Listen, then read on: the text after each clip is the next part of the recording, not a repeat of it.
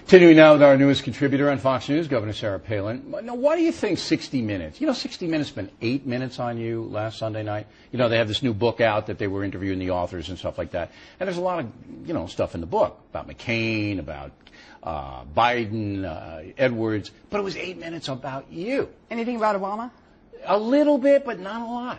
Not a lot, you know. But Obama's been on that show. He's one of the co-contributors. I'm Steve Cross, I'm Barack Obama. He's on like every week. Right. Okay, I want to run you 2 clips from that show and have you react. The first one is from one of the authors of the book Game Change, John Heilman. Roll the tape. She still didn't really understand why there was a North Korea and a South Korea. She was still regularly saying that Saddam Hussein had been behind 9/11. And literally the next day, her son was about to ship off to Iraq. And when they asked her who her son was going to fight, she couldn't explain that.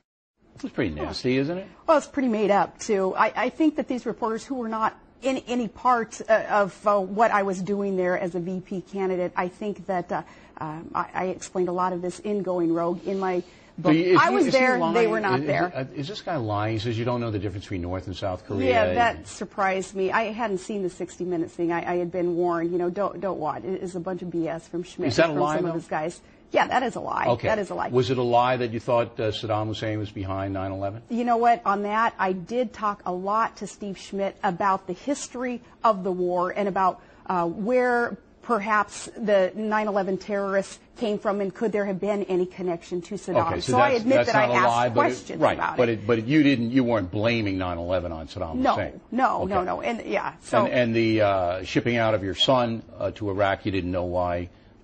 That's a lie. See, these reporters were not there, and I think that these are the political establishment reporters who love to gin up controversy and spin up gossip.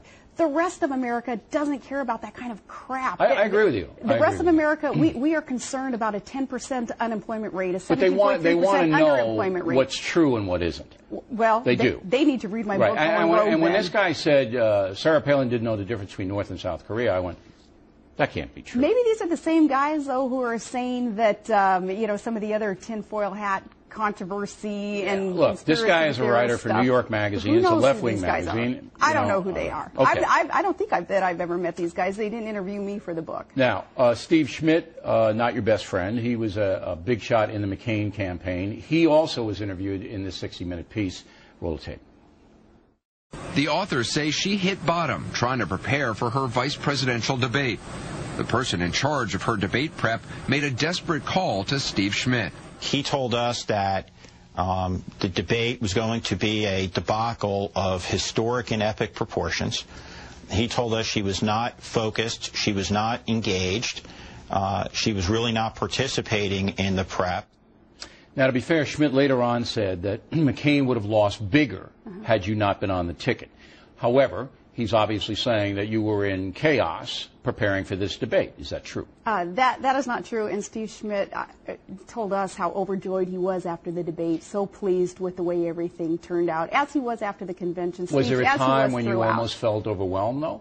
No, I always felt pretty calm through the whole experience. So is Schmidt lying or somebody lying to him? I think he's basing this on an anonymous source. So all that kind of gossipy, anonymous accusations, I really don't pay it any mind because, again, Bill, I know what's important. I know what the priorities are. You know, Governor, the perception of you is that you're not that smart. That's what Saturday Night Live trafficked in. That's what the liberal media traffics in. You heard Chris Matthews go, she doesn't know anything. That's why I want to clear this up. That's why I'm asking you these questions. Because the audience, I believe, the factor audience, likes you. They want you to be treated fairly. So I have to ask questions is that a lie? And now, I think the proof is in the proverbial pudding, to use a cliche. You did very well against Biden in that debate, although you did call him Biden at one point. I did, but I think the analysis after the debate was a surprise that Biden had more gaffes, had more mistakes made in the campaign. You held your own with him. I felt good about it. Steve Schmidt felt great about it. So these new revelations of the chaos or the frustration are alarming. Quite irrelevant, though, to what is important in this world today. I got your point, but it isn't irrelevant to this way. You now have a forum here at Fox News, okay, that you can immediately neutralize 60 Minutes. like that. And the American people are immediately neutralizing outlets like 60 Minutes. Look but they at the want to hear numbers from of you the about networks, it, though. right? They want to hear from you. But more and more Americans are looking at some of these networks, that biased journalism, and they're saying, nah, that gig's up. We're not believing that stuff anymore. 60, and that's why they're tuning into Fox I like 60 News. Minutes. I think they're honorable people. All right, finally, you're going to do a Tea Party event in Nashville, Tennessee. Can't wait. In February, right? Now, I've predicted that you may run on the Tea Party ticket in 212. Well, there is no Tea Party ticket. There could be. But I am so thankful for this Tea Party movement, for people having a place for their voice to be heard. I can't wait to do this event, and there are a lot of Tea Party events. You're the keynote here, right? I believe that I am the keynote. Right. There will be other speakers, too, though, but can't wait to get to hear from those who are so concerned about our economy and about our national security issues and share with them what I believe the solutions are. They'll love you at the Tea Party, boy. Well, they will love can't wait you to be there, and you know, there's always that controversy, it seems, surrounding whatever it is that I announce that I'm going to do. There's controversy involved in this one because the Tea Party offered me a speaking fee. I will not financially be gaining anything from this. You should, though. You have a family to support. Take the money. You know what's more important?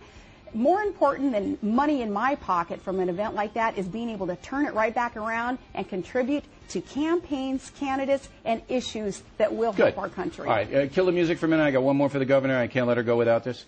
So how was the first interview on Fox News as a contributor? I couldn't ask for anything better. I was with the big man on campus. And who is that? Bill O'Reilly. I thought it was Todd. Todd's sitting over there. He's the big man on campus, not me. Hey, listen, Governor, it's a pleasure to have you. We're all very, very happy that you're on board with us. And, again, anytime you want to set the record straight, we're here. Oh, we'll be doing a lot of that. All right. Governor Palin, everybody, right back.